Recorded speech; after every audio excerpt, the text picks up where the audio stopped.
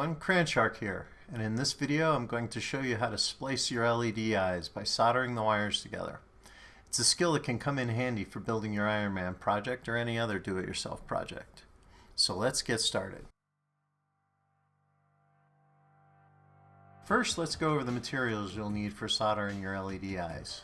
You'll need LED eyes, wire that came in your Crashworks 3D kit, which will have a 3-pin connector on it for the AM3, a wire cutter and wire stripper, heat shrink, solder, a soldering iron with a wet sponge for keeping your solder tip clean, and optionally some flux. You'll also want to have helping hands, a heat gun or lighter, safety glasses, and proper ventilation like a fan. Now that we have our materials, let's get started with the prep work.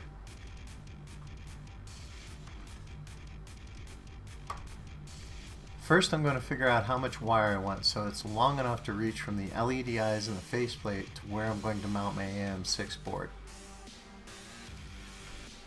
I'm going to be installing this in my Mark 39 helmet right behind the servo mount. I need just enough wire to run up the servo arm and to the board. So I'm going to take my servo kit here and estimate that. So if this is going to go right behind the servo kit and the LED eyes are going to be mounted right here, I guess we can line it up like this, nice and neat. Okay, and this is going to be plugged in this port here.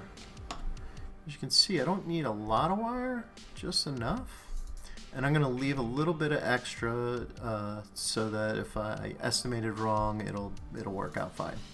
So really, we can just cut this pretty darn close here on the ends. Let me get my wire cutters. You know, the old saying, measure twice, cut once. So just to be sure, all right, this is going to go here. The eyes are right about where these mount. So yeah, we'll give ourselves a little bit of slack to work with. So I'm going to cut these right about here. That'll give me enough to also strip them. So there you go. Now that the wires are all cut on this end, we're going to peel them back and strip them. And you can tell by the amount of thickness of the wire where exactly to strip. You want to strip about 4, maybe 5 millimeters off. You want enough that you can twist them. Take a little bit off, a little more off here. Okay.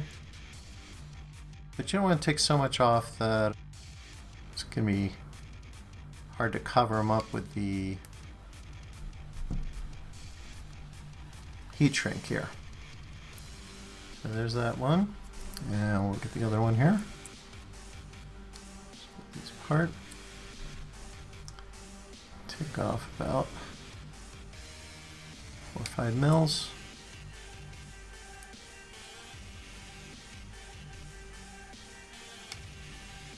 And forgot to mention, it's helpful if you just kind of twist them off. That way it gets nice and already pre-wound for you.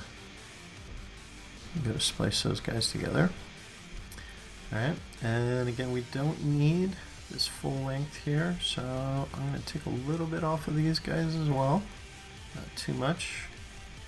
I don't leave myself enough wiggle room. Installation is going to be interesting too, and I'll cover that in another video. Because these are going to be pretty close to each other, and we're going to be dealing with glue and the faceplate and some weird angles. Go ahead and strip this guy.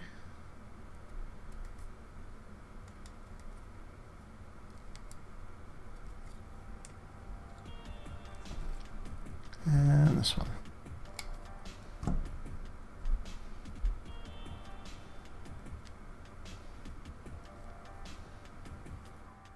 Okay, next thing we're going to do is we're going to splice all these guys together. Okay, I think what we're going to do, we'll just do this one set at a time. And we're going to get this right here. It'll be a little easier to work with. So now what we're going to do is we're going to twist these guys together. So we're going to make an X here. Hopefully you can see it with this camera angle. It's kind of interesting to do with the camera angles as well. And we are going to twist these around each other. Here, and you can see it's just coming apart. It's not easy to do this. So it might take a little bit of practice.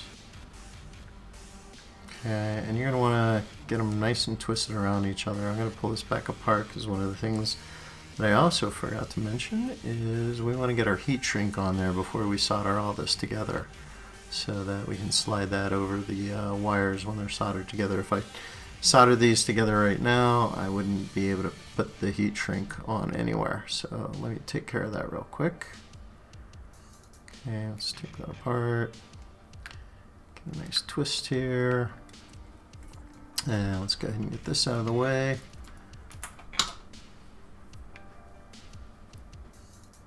Okay. Alright, so we're going to want one piece of heat shrink to go down the sleeve like this. And then the other one, we're going to have it go over both. We're going to slide that up and over. We don't really need a ton of heat shrink. You don't need a heat shrink on each cable and then another heat shrink on top of that. You just need the one. One to cover one, and that way the wires aren't going to touch underneath the heat shrink and short each other. And I'll go over that a little more here in a bit. Okay, so here we go. We're going to get this all nice and twisted together and get it ready for soldering. So we made an X. There's a nice, that's a good twist right there. Okay, so you want to get it a nice twisted together like this. So next we're going to put this in our helping hands, and you'll notice I even put a little heat shrink on my helping hands so that it doesn't crush the wires or anything. We're going to get our soldering iron heated up. We're going to get our fan in here, turn that on. Hopefully it's not too noisy. Get these wires out of the way. Like I said, so if you want to use flux, what you can do is you can put a little bit of flux in there too. And flux just helps lower the heating temperature of everything. So we'll just put a little on there just for a little extra for this video. I don't normally use flux like that. Where's my solder? Okay, so we've got our soldering iron heated up. And so you can see I've got it nice and tinned and ready to go. It's nice and shiny and silver. I'm wiping it on my sponge off to the side here. So first you're going to apply some heat. You can see the smoke going off. You don't want to breathe that in, so just hit that with some solder now once you get that heated up.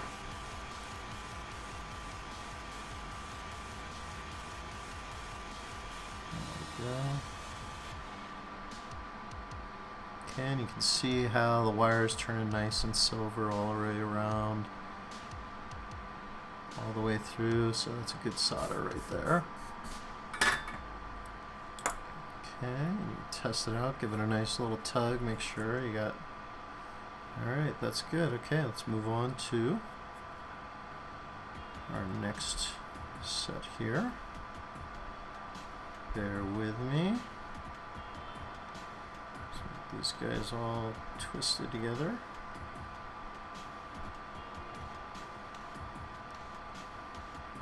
There we go.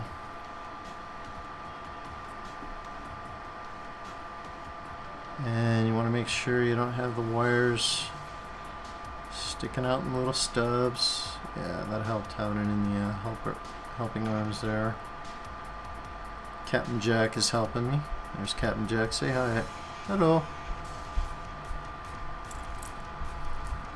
Alright, that's looking good. We'll apply a little bit of flux.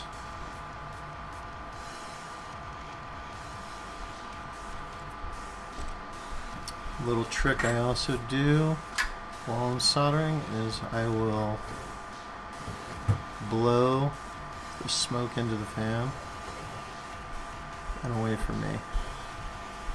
So there we go. Okay, looking good. Let that cool off.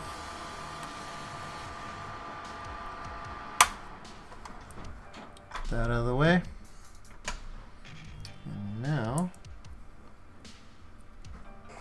hey, so I realized that I forgot to hit the record button while I was covering heat shrink. So I just took a couple of wires real quick and soldered them together, and just gonna go through heat shrink real quick with everybody.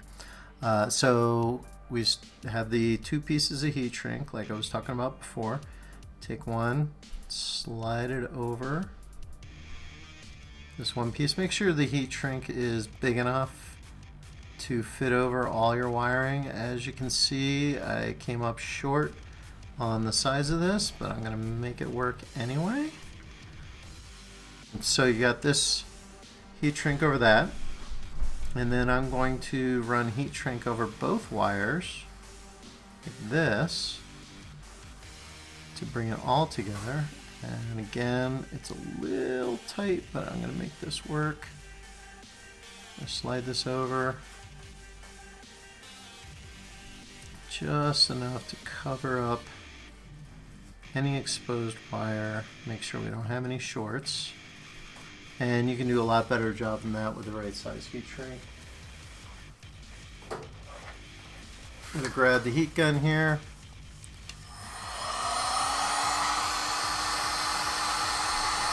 And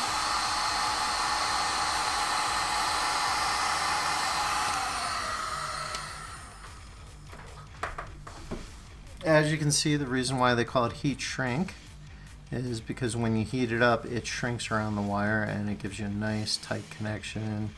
It looks nice and clean. In fact, I think what I'll do is I'll take another piece and put it over that.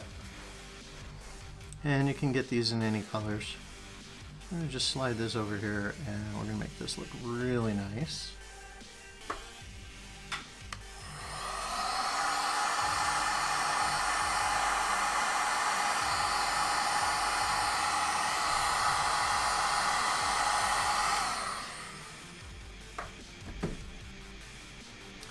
And there you have it. That's what heat shrink does. Gives you a nice tight connection, protects your wires, any exposed points, and that's what heat shrink's going to do for you. Alright, so let's get our board here, plug this in. I guess we could plug the servos in as well for effect. Make sure everything's still working. If you remember one of my other videos, talked about the whole board setup. Got my servo 1 and my servo 2 marked here.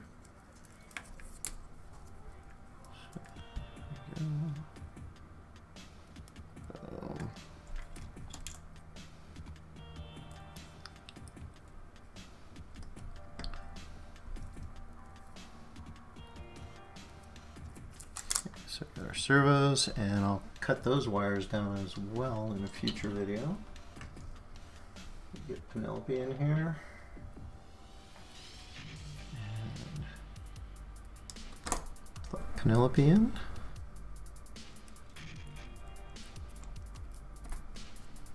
Power up. Make sure the LED eyes still work. Yep, looking good. See, they're all lit up. And they blink on. Great. So we're all wired up, getting ready to install the helmet next.